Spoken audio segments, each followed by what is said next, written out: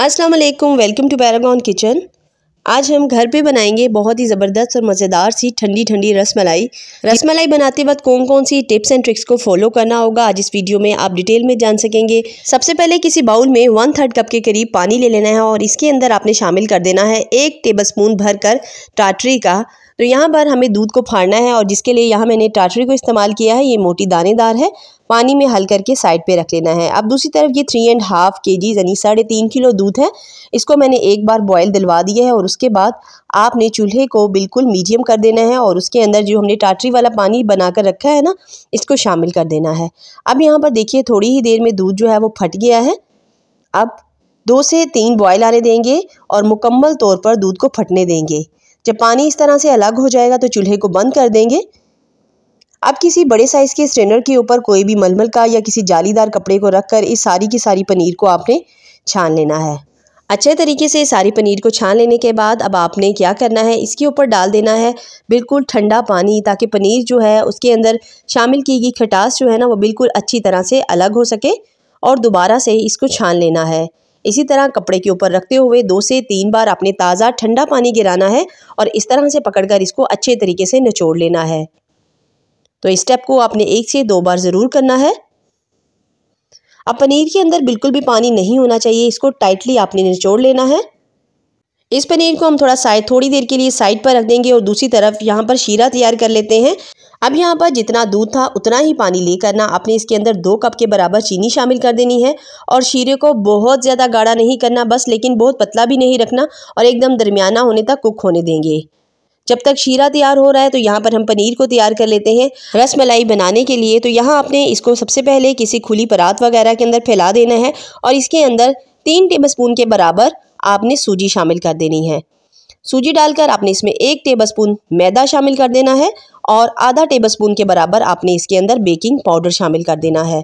अब इन तीनों चीज़ों को डालकर आपने इसको अच्छे तरीके साथ हाथों के साथ मसल कर इतना अच्छा गूंद लेना है कि इसके अंदर कोई भी क्रैक्स वगैरह बाकी ना रहें और एकदम स्मूथ डो की तरह ये बन जाए। तो यहाँ पर आपने गूंदने के लिए 5 से 10 मिनट ज़रूर लगाने हैं, तभी इसके अंदर से क्रैक्स ख़त्म होंगे। और देखिए जब अच्छी तरह से इसके अंदर से क्रैक्स ख़त्म हो जाएं तो इस तरह से डो को 2 हिस्सों में तकसीम करके आपने हथेली पर रगड़ते हुए इसकी इस तरह से रसमलाइयाँ बनाकर तैयार कर लेनी है। तो देखिए इस तरह से जब आप हथेली पर रगड़कर इसको शेप देंगे ना तो इसके अंदर कोई भी क्रैक्स नहीं आएंगे। तो सारी की सारी पनीर से आपने इसी तरीके से तैयार कर लेनी है और रसमलाई की शेप आप अपनी मर्ज़ी से दे सकते हैं, गोल भी बना सकते हैं। यहाँ पर मैंने ओवल शेप दी है। अब यहाँ पर रसमलाई बनाने के लिए जो दूध हमें तैयार करना है उसके लिए मैंने 2 किलो दूध लिए है। इसके अंदर आपने आधा कप चीनी शामिल कर देनी है। चीनी डालकर 4 से 5 अदद इलायचियाँ भी मुँह खोलकर इसमें शामिल कर देना है। अब यहाँ पर इसको इतना पकाना है कि इसकी क्वांटिटी जो है वो थोड़ी आधी रह जाए। जब तक ये पक रहा है दूसरी तरफ हम शीरे को चेक कर लेते हैं। तो शीरे के ऊपर आएगी इस झाग को किसी स्ट्रेनर की मदद से इस तरह से आपने हटा लेना है और इसके अंदर डाल देनी है जो हमने रसमलाइयाँ तैयार करके रखी है ना वो सारी की सारी। अब यहाँ पर आपने क्या करना है, क्योंकि हलवाई लोग रीठे का पानी इस्तेमाल करते हैं झाग बनाने के लिए, तो यहाँ पर मैंने क्या किया है, इसको थोड़ी देर के लिए कवर कर दिया है जिससे झाग जो है वो सारी ऊपर तक आएगी और रसमलाई पूरी तरह से फूल सकेगी। तो अगर आपके पास नहीं अवेलेबल है तो आप भी इसी ट्रिक को इस्तेमाल करेंगे तो आपकी रसमलाई पूरी तरह से फूलेगी भी और अच्छे तरीके से कुक भी हो जाएगी। तो आपने इसको पकाने के लिए 10 से 12 मिनट के लिए 2 से 3 बार कवर करके इसी तरीके से इसको कुक करना है ताकि ऊपर तक झाग सारी इसके आए और ये बिल्कुल अंदर तक कुक होकर तैयार हो जाए। जब शीरे का पानी थोड़ा सा कम रह जाएगा तो आपने पानी के हल्के छींटे इसको ऐसे ही लगा देने हैं, जिससे क्या होगा, शीरे की जो थिकनेस है वो थोड़ी कम हो जाएगी और मज़ीद झाग बनेगी और इस तरह से रसमलाई की कुकिंग का प्रोसेस जो है वो पूरी तरह से मुकम्मल हो जाएगा। तो बार बार आपने इसी स्टेप को दोहराना है।